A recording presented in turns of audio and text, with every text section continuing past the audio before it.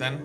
Qué rico poder reunirnos, qué rico estar juntos hoy día domingo compartiendo también este tiempo con adoración, en familia, poder estar todos juntos. Yo sé que echamos de menos también el vernos cara a cara, pero es rico también esta parte, es rico también dejar los mensajitos en el chat de este streaming. Así que qué rico que podamos conectarnos. Y tengo la oportunidad de compartir hoy día y hay algo que Dios me ha estado hablando este último tiempo, probablemente también porque he escuchado mucho este último tiempo el ánimo de la gente de que es el tiempo de salir, de predicar de Jesús, de compartir de Jesús con otros. Pero harto he pensado y he sentido también una reflexión personal de Dios hacia mi persona, de qué importante es que podamos partir por casa, podamos partir nosotros, antes de compartir de Jesús con otros, que nosotros podamos compartir con Jesús, para entonces luego compartir de Él a otros. Y vino este pasaje sencillo que está en Marcos 12:31, ama a tu prójimo como a ti mismo. Y pensé que preocuparte de todo el mundo y tener simplemente en tu cabeza que este es el tiempo de salir hacia afuera, pero no de mirar hacia adentro, es decir, preocuparte de todos y no de ti, es romper este mandamiento. Porque es imposible amar al prójimo si no te amas a ti mismo. Si tú también no te preocupas de tu conexión con Dios, de tú estar bien en esto. Y los cristianos muchas veces tenemos este complejo medio mesiánico de salvar al resto, pero no de hacernos cargo de nosotros. Y muchas veces nuestro complejo mesiánico no tiene que ver con las mismas motivaciones que tuvo Jesús de entregar su vida por otro, sino más bien a veces tiene que ver con la necesidad de arrancar y de evadir lo que me está pasando. Y con eso, mis amigos, es un camino peligroso. Y es un camino que tarde o temprano va a hacer que esto huela mal. La semana pasada estaba escuchando un devocional de un pastor que se llama Tim Keller y me hizo recordar cuando era más joven y cuando trabajaba en LAN. No sé si lo saben o no, pero hace unos 20 años, 15 kilos, trabajé en LAN como sobrecargo, ¿ya? Y bueno, la palabra sobrecargo no todo el mundo la conoce, pero tiene que ver con esto de servir. Lo que dicen, clásico, como se llamaba antes, azafata. Y era un azafato arriba del avión, sirviendo té, café, carne, pollo. Pero lo increíble de esto es que el 90% del entrenamiento que recibíamos previo a subirnos a un avión tenía que ver con emergencias. No tenía que ver con servir té o café, tenía que ver netamente con emergencias que pudiéramos tener en vuelo. Y si alguna vez ustedes han volado, les habrá tocado ver un video o personas que se paran, los mismos sobrecargos, las mismas personas que están a cargo del vuelo, de hacer un drill de emergencia, que es mostrarles las cosas de emergencia si llegáramos a tener alguna. Y una de las cosas típicas que dicen es que en caso de emergencia van a caer mascarillas, estas amarillas, y van a caer sobre cada asiento con oxígeno. Y lo más increíble es que dice que si viajas con otra persona, primero ponte tú tu mascarilla y luego entonces ayuda a la persona que está a tu lado. Porque si tú no te pones la mascarilla primero, es muy probable que cuando estés ayudando a la persona de al lado, entonces por la falta de oxígeno te desmayes. Y ni tú ni la persona de al lado puedan entonces respirar oxígeno. Y los dos queden desmayados en realidad. Y esto me hizo reflexionar porque vivimos en un tiempo nuevo, difícil. Y es impresionante este nuevo tiempo, cómo se transformó en tan pocos días. Recuerdo en el verano, veíamos por las noticias lo que estaba pasando en China. Después comenzamos a ver lo que estaba pasando en Europa. Y de alguna forma que siento que estábamos, no sé, la gran mayoría, viendo esto como espectadores, como si fuera una película. De estas clásicas películas de pandemia, que me imagino que algunos se han puesto a ver ahora. Y yo veía esto realmente como espectador, como diciendo qué terrible lo que están viviendo, pero aunque el comentario era que eventualmente iba a llegar, nunca me puse en el lugar realmente de lo que iba a pasar. Y en pocos días, o sea, ni siquiera en un mes, en pocos días, quizá una semana, todo cambió. Todo cambió. Y se nos pidió una cuarentena voluntaria. Yo venía hace 4 semanas con una tos terrible, una bronquitis que estaba para el gato, y me mandaron incluso días antes a encerrarme, cuando ya aparecieron los primeros contagiados, porque mi estado de salud era bastante malo. Y fue tan brusco todo esto. Y siento que ha sido un tiempo extraño, un tiempo de mucha incertidumbre. Y nos estamos intentando acostumbrar a vivir en esta nueva vida. Y es difícil, porque en general queremos tener nosotros todo definido, todo claro. Y esta situación es incierta. Es muy incierto lo que estamos viviendo. Y nosotros no somos buenos para vivir en incertidumbre. Nos gusta tener las cosas bastante claras, bien definidas. Y en lo profundo de nuestra mente y corazón, siempre queremos estar y nos gusta estar en control de todo. Y hoy día estamos viviendo un tiempo en que estamos en control de nada. Y la semana pasada, mientras estaba meditando, siento que Dios trajo un pasaje a mi cabeza que está en Isaías 30, 15 al 16. Y dice: esto dice el Señor soberano, el Santo de Israel. Ustedes se salvarán solo si regresan a mí y descansan en mí. En la tranquilidad y en la confianza está su fortaleza. Yo disfruté cuando leí este pasaje, porque esta es una invitación. Ustedes se salvarán solo si regresan a mí y descansan en mí. En la tranquilidad y en la confianza está tu fortaleza. Tu fortaleza no está en lo que tú puedes hacer. Tu fortaleza hoy día probablemente no está en tomar el control. Está en confiar en Él, en la tranquilidad, en saber que Él está con nosotros. Este pasaje que nos invita a descansar en Él es casi una invitación a no hacer nada. Y cuando lo leí dije: oye, no puede ser un pasaje más de cuarentena que este. Porque muchos están en este lugar donde no pueden hacer mucho. Algunos no pueden hacer nada. Algunos solo pueden hacer pocas cosas. Pero este pasaje nos está invitando a eso, a un tiempo de descanso en Él, de tranquilidad y de confianza. Y nos dice que esos elementos son nuestra fortaleza. Ahora, ojo, no se trata solamente de no hacer nada. Se trata de que en este tiempo, ¿dónde estás poniendo tu confianza? A veces Dios nos invita a esperar de manera pasiva, es decir, soltar el volante, soltar el control. Y otras veces nos invita a esperar de manera activa, es decir, sí, maneja, pero yo voy a ser tu GPS, así que escucha paso a paso lo que te voy diciendo. Y creo que para mí eso es terrible, porque yo soy un tipo bien nerd, así tecnológicamente, bien mateo, y yo soy el que no puedo salir de mi casa sin haber puesto el GPS, el Waze, y haber examinado la ruta que me tiró y preguntarle cuáles son las otras 2 o 3 rutas posibles. Y una vez que tengo claro y todo resuelto, recién parto. Pero esta cosa de ir recibiendo instrucciones paso a paso sin saber lo que viene, esa espera activa me mata. Y esa espera pasiva, donde me dice quédate quieto y espera, también me mata. Es difícil, pero hoy día estamos en un escenario como ese, de esperar. Y la pregunta es, ¿cómo esperamos? ¿En Él? ¿O basamos todo en nuestra confianza? Proverbios 3:6 dice: reconócelo en todos tus caminos y Él enderezará tus veredas.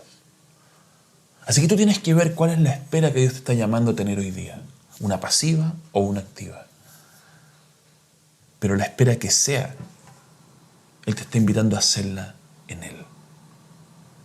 Descansar en Él. Confiar en Él. Encomendar tus caminos a Él para que Él enderece tus veredas.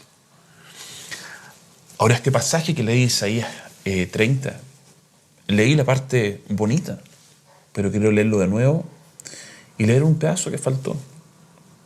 Esto dice el Señor soberano, el Santo de Israel: ustedes se salvarán solo si regresan a mí y descansan en mí. En la tranquilidad y en la confianza está su fortaleza. Pero lo que viene a continuación es esto. Pero no quisieron saber nada de esto. No dijeron ustedes, nuestra ayuda vendrá de Egipto. Ellos nos darán caballos veloces para enfrentar la batalla. Israel está en un tiempo difícil, un tiempo de guerra. Y Dios los está invitando a descansar y confiar en Él. A saber que Él va a traer la victoria, que descansen en Él. Pero los israelitas prefieren confiar en aquello que ellos pueden ver, aquello que les da tranquilidad para enfrentar la batalla, aquello que ellos pueden controlar y dominar, caballos veloces. O sea, tomar el control. Es una tentación constante tomar el control. Cuando Dios nos invita a descansar en Él, creo que muchas veces boicoteamos eso y decidimos tomar el control. Y hoy día estamos en un tiempo incierto, un tiempo muy incierto para todos nosotros, un tiempo que quizá nunca vivimos, ni nosotros, ni nuestros padres, ni nuestros abuelos. Y con mayor razón, Dios hoy día nos invita a confiar y a descansar en Él. Amigos, el coronavirus entró al mundo, pero Dios no ha salido de él. Y Dios sigue en control. Él sigue estando a cargo de todo. Así que esto que estamos viviendo es nuevo para nosotros. Claramente, yo creo que no lo vimos venir, pero Él sí. Él sí lo vio venir y Él sí sabe cómo termina esta historia. Y Él nos escribió en la Biblia, en su palabra, cómo termina esto. Nos habló, nos animó. Y déjame leerte algo que leí en Jeremías hace unos días atrás. Esto me animó mucho, porque es lo que siento que Dios nos viene diciendo y hace mucho tiempo. Jeremías 29:11 dice: yo sé los planes que tengo para ustedes. Son planes para lo bueno y no para lo malo, para darles un futuro y una esperanza. Dios tiene planes buenos para nosotros, para darnos futuro y esperanza. Y sigue el pasaje diciendo esto: y en esos días, cuando oren, los escucharé. Si me buscan de todo corazón, podrán encontrarme. Sí, me encontrarán, dice el Señor. Esos días, que dice en versículo 12, en esos días cuando oren los escucharé, esos días son estos días. Esos días en que lo vamos a encontrar son estos días. Y Dios nos está recordando que Él quiere encontrarse con nosotros. Dios nos está recordando que si lo buscamos, lo vamos a encontrar. Y vamos a escuchar su voz. Y vamos a experimentar lo que significa caminar con Él en un tiempo como este. La versión NBI, Nueva Versión Internacional, me encanta cómo cita el versículo 14. Porque dice que en esos días me dejaré encontrar. Él quiere que lo encontremos.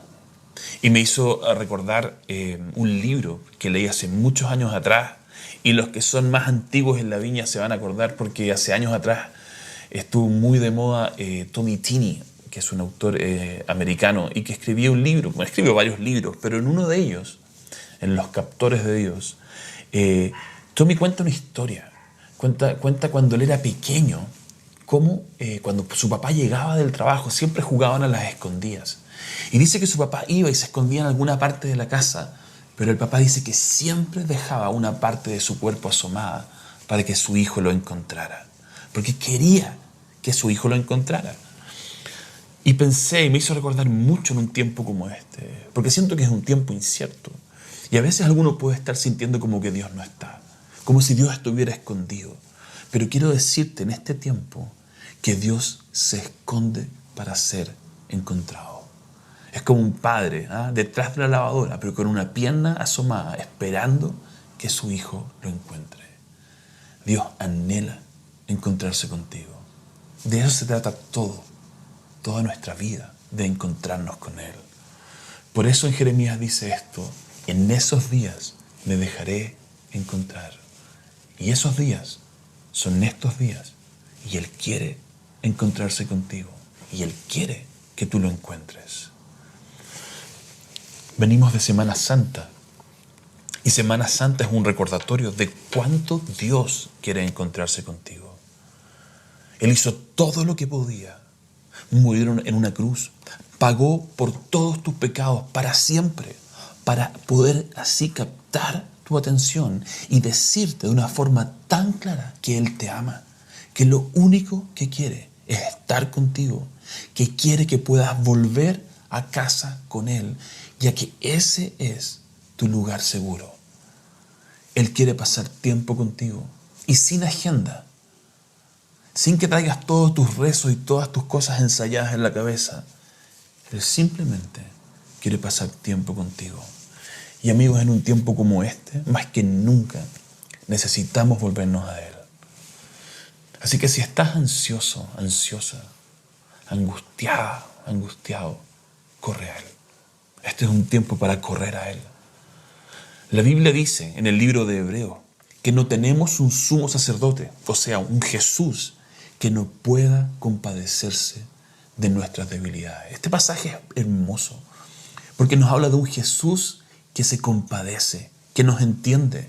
Jesús se hizo hombre y vino a este mundo. Y dice la Biblia que se despojó de su divinidad, es decir, todos sus superpoderes los dejó y vino como un hombre. Y sintió y sufrió lo que todo humano experimenta en este mundo. Tuvo calor, tuvo frío, tuvo hambre, hizo amigos, los amó y fue traicionado por uno de ellos. En sus últimas horas, la Biblia nos cuenta que fue a orar, angustiado por lo que venía. La Biblia dice que describe a Jesús que tenía una angustia de muerte. ¿Sabías que Jesús sintió eso en sus últimas horas antes de partir hacia la cruz? Antes de ser entregado por Judas. La Biblia describe que Jesús tuvo una angustia de muerte. ¡Qué fuertes palabras! Pero esas son las palabras que nos dicen que este Jesús que se hizo hombre y que hoy día está sentado a la diestra del Padre, nos entiende. Entiende perfectamente lo que vivimos y lo que sentimos acá en la tierra. Y este Jesús, siendo un hombre justo que nunca pecó, sufrió injusticia. Tan así que murió en una cruz. Pero hoy, desde los altos, nos dice y te dice: yo sé lo que estás viviendo. Yo también estuve ahí. Yo sé lo que se siente. Yo te entiendo. Y yo quiero caminar contigo. Él nos entiende. Él se compadece de nosotros y nos invita a caminar juntos. Esto dice Hebreos 4, 15, 16. Porque no tenemos un sumo sacerdote que no pueda compadecerse de nuestras debilidades, sino uno que fue tentado en todo de la misma manera que nosotros, aunque sin pecado. Por tanto, acerquémonos confiadamente al trono de la gracia para alcanzar misericordia y hallar gracia para cuando necesitemos ayuda. Y este es un tiempo para eso, para acercarnos a Él y alcanzar ayuda, gracia en un tiempo como este. La semana pasada me acordé de un ejemplo en realidad. Me da hasta un poco de vergüenza contar este ejemplo. Pero hasta antes de casarme yo tuve moto. Fui un motoquero. Hasta antes de casarme también tenía pelo largo. Y hay algo bien especial en los motoqueros. Hay algo que nos pasa, hay una conexión porque uno no anda en moto simplemente por velocidad. Existen algunos que sí en realidad, pero en la mayoría de los motoqueros lo que nos gusta es subirnos a una moto, es la sensación que hay de... Es como libertad, relajo. Yo a veces salía a andar en moto simplemente para relajarme. Y hay algo en esto de sentir el aire. Y claro, en mis tiempos, incluso cuando llegué a la viña, andaba con un casco alemán, así que hasta la cara descubierta. Más irresponsable en esa época. Pero había algo, una sensación especial en esto. Y me acuerdo cuando llegaba de repente a los semáforos y aparecían otros motoqueros al lado. Es que no miraba. y nos sonreíamos. Es que nunca nos habíamos visto en la vida, pero cuando estábamos ahí nos sonreíamos. ¿Y sabes por qué nos sonreíamos? Porque estábamos disfrutando estar en moto y él sabía lo que yo sabía. Él sabía lo que yo sentía y yo sabía lo que él sentía. Y no necesitábamos ninguna palabra para conectarnos en ese rato. Pero había algo especial, porque lo que nosotros experimentábamos ahí, lo conocíamos. Y no necesitábamos palabras para simplemente saber que estábamos compartiendo ese momento. Y yo siento que este tiempo es un tiempo para encontrarnos con Jesús. Y a veces solo basta con que podamos mirar a Jesús, saber que está ahí y descansar en eso. Porque sabemos que Él nos entiende. A veces no necesitamos usar palabras porque hay complicidad. Sabemos que Él vivió, que Él sufrió, que Él tuvo tristeza y angustia. Y entonces sabemos que Él entiende lo que nosotros estamos viviendo hoy. Amigos, Jesús nunca prometió que nuestra vida estaría sin sobresaltos, sin problemas. Todo lo contrario. Siempre leo este pasaje de Juan 16:33. Cuando estoy en un momento complicado y empiezo a alegarle a Jesús, ¿por qué estoy viviendo esto? ¿Qué pasó? ¿Dónde está? Jesús siempre me recuerda este pasaje. Y dice en el versículo 33, en el mundo tendrán aflicción. Y cuando leo este pasaje digo, pero ¿cómo te mandaste una promesa como esta? De prometernos aflicción. Pero Jesús dice esto, como una promesa.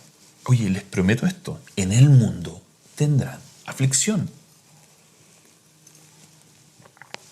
Pero la segunda parte dice, pero confíen, yo he vencido al mundo.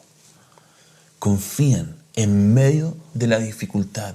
Mírenme, búsquenme, confíen en mí, yo ya he vencido el mundo. Ahora, ¿qué significa vencer el mundo? No significa no sufrir adversidades, porque Jesús las sufrió. Significa que estas adversidades no determinan tu vida, no determinan tu ánimo, no determinan mi voluntad y no determinan mi propósito acá en la tierra. Por mucho tiempo este versículo me pareció un misterio, no lo entendía. Pero recuerdo alguna vez, y esto lo he compartido alguna vez en la iglesia, que cuando Jesús aparece en el mar de Galilea, caminando sobre el agua. No sé si recuerdan ese pasaje. La Biblia dice que la barca con los discípulos estaba siendo azotada por las olas y por el viento. Y los discípulos llevaban horas remando. Y la verdad es que no logran avanzar y están detenidos en la mitad del lago porque no pueden avanzar más allá producto de las olas. Y la Biblia dice que Jesús los vio desde la orilla, arriba de un cerro, y tuvo compasión de ellos. Así que los fue a ver. Lo increíble es que Jesús aparece caminando sobre el agua. Los fue a ver caminando sobre el agua. Una locura tan así que los discípulos se ponen a gritar aterrados de que es un fantasma.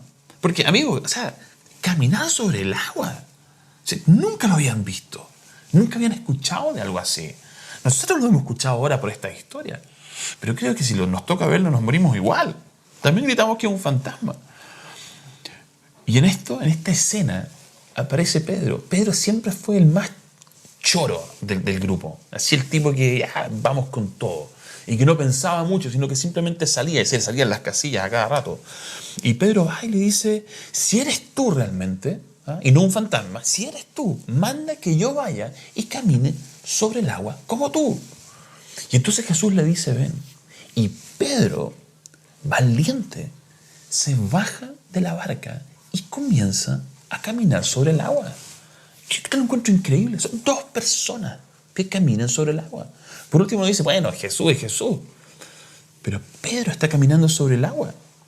Y cuando leo este pasaje siempre tengo la sensación de que pareciera que mientras Pedro camina sobre el agua, la tormenta se acabó, ya se fue, pasó. Pero la verdad es que la tormenta nunca pasó. Y entonces dice la Biblia que Pedro quita la mirada de Jesús y comienza a mirar las olas y el viento. Y cuando ve las olas y el viento, siente miedo y entonces comienza a hundirse. Y le grita a Jesús que lo rescate. Y Jesús entonces, desde el agua, parado sobre el agua, levanta a Pedro. Y aprendí con esto que vencer al mundo no es que no tengamos tormentas en la vida. Vencer al mundo, que es lo que hizo Jesús y lo que nos está invitando a hacer con Él, es caminar sobre la tormenta. No es no ser mojado. No es que no hayan tormentas, no es que no hayan problemas. Es que nos invita a caminar por sobre eso con nuestra mirada fija en Él. Y hoy vivimos una tormenta en este mundo. Y si estás afectado o afectada, está bien. Tienes un Dios que te entiende. Quiero que sepas esto de manera muy clara. Tú tienes un Dios que entiende todo lo que estás viviendo y empatiza con tus sentimientos y emociones. Y no te está juzgando desde lo alto por tu cobardía o debilidad. Tienes a alguien que te entiende. Tienes un Jesús que lo único que quiere entonces es caminar contigo, juntos sobre la tormenta que estás viviendo. Este es un tiempo para correr a Él. Es un tiempo para experimentar un abrazo de nuestro Padre que está en los cielos. Porque Él anhela pasar tiempo con nosotros. Hace unas semanas estaba reflexionando sobre la historia de Abraham y de Isaac. Abraham recibió una promesa de que iba a tener un hijo y de que este hijo iba a traer una descendencia enorme. Cuando Abraham recibió esta promesa, era una persona ya mayor, anciano. Ya era imposible que fuera a tener un hijo en realidad por edad. Sin embargo, recibió esta promesa de gran descendencia. ¿Y saben cuántos años pasaron? 25 años hasta que se cumplió.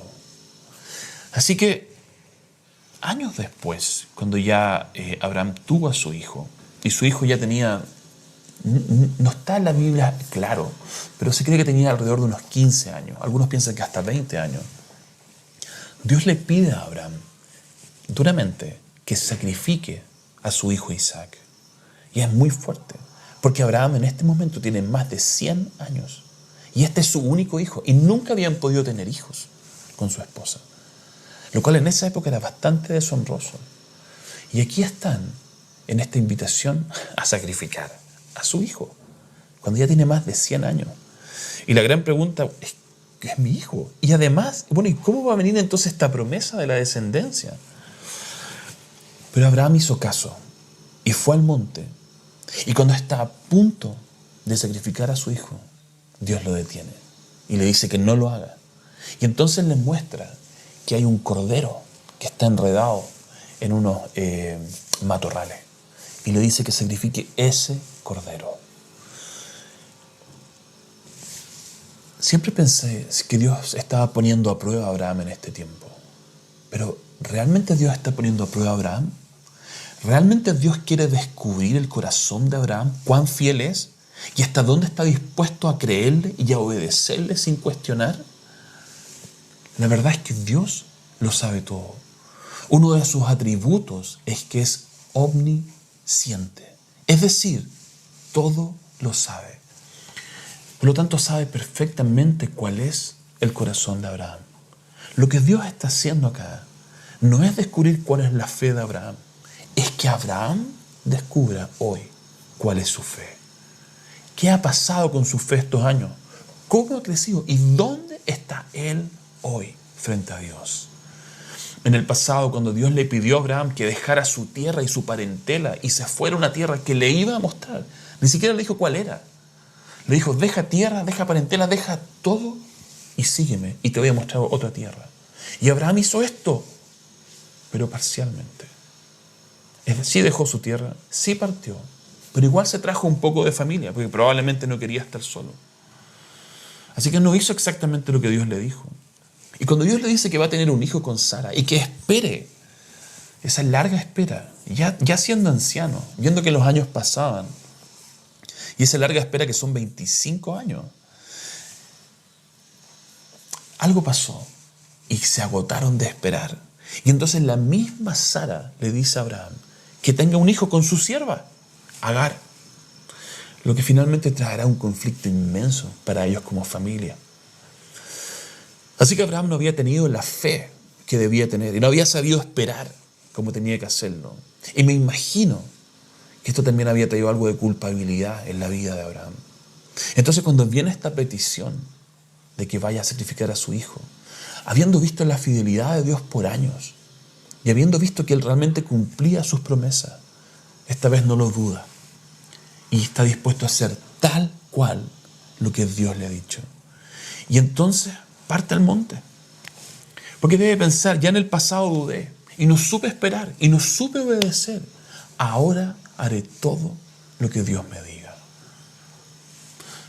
Dios no descubrió nada ese día, pero Abraham sí descubrió el hombre en el que se había convertido, la fe que había en él. En todos estos años, con altos y bajos, Abraham había conocido a Dios de tal manera, a tal punto, que hoy confiaba ciegamente en él. Y como dice el libro de Hebreos, sabía que Dios era poderoso aún para resucitar a su hijo y así cumplir su promesa de una gran descendencia. Qué increíble, ¿no? Otro ejemplo, la historia de José. Tiene un sueño increíble, una promesa de Dios sobre él. Y sus hermanos celosos los venden como un esclavo. Pasaron 13 años hasta que José estuvo frente al rey. Y el rey lo nombró el gobernador de Egipto, la persona más alta en rango, solo bajo la autoridad del rey. David fue ungido como rey de Israel, pero pasaron 15 años hasta que realmente fue rey de Israel. Moisés esperó 40 años para poder llegar a la tierra prometida. Abraham, 25 años para que naciera su hijo. Como podemos ver, esos años son años que nos forman. Se nos da una promesa, pero como no conocemos profundamente a Dios, entonces dudamos. Y nuestra fe decae, y vienen pruebas, y tomamos malas decisiones, y tomamos el control entonces, y decidimos hacerlo a nuestra manera. Pero pasan los años, y algo falta. Algo no está bien. Algo no huele bien en esto. Lo que construimos no es suficiente. A veces lo que construimos se nos cae en un minuto, como quizá a muchos les puede estar pasando en un tiempo como este. Y otras veces quizá no se cae, pero aún así, teniéndolo todo, sigue faltando algo. No es suficiente. Amigos, este es un tiempo para detenernos y ver dónde estamos. Dios no necesita ver dónde estamos, Él ya lo sabe, pero nosotros sí necesitamos ver dónde estamos con Él. Y si estás lejos, necesitas saber que Dios está cerca y que quiere encontrarse contigo, que te está esperando. Este no es un tiempo en que Dios está reprochando tu lejanía, tu distancia, o un tiempo en que Dios está probando tu fe, como jugando contigo. No solamente esto no es un tiempo, Dios nunca hace eso con nosotros. Dios quiere que veas dónde estás para que entonces corras a Él. Dios quiere que corras a Él, porque tenemos un Padre que lo único que anhela es tenernos cerca y abrazarnos, porque somos sus hijos.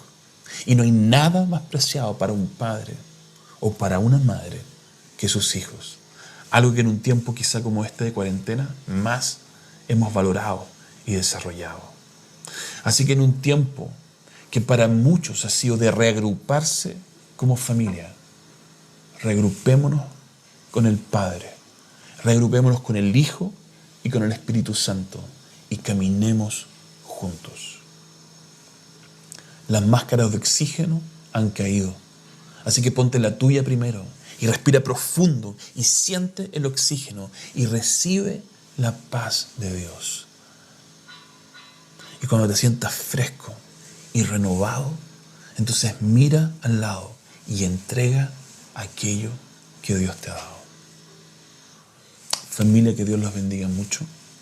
Y seguimos en este tiempo de cuarentena en una búsqueda profunda de Dios, porque Él anhela revelarse a nosotros. Que Dios los bendiga.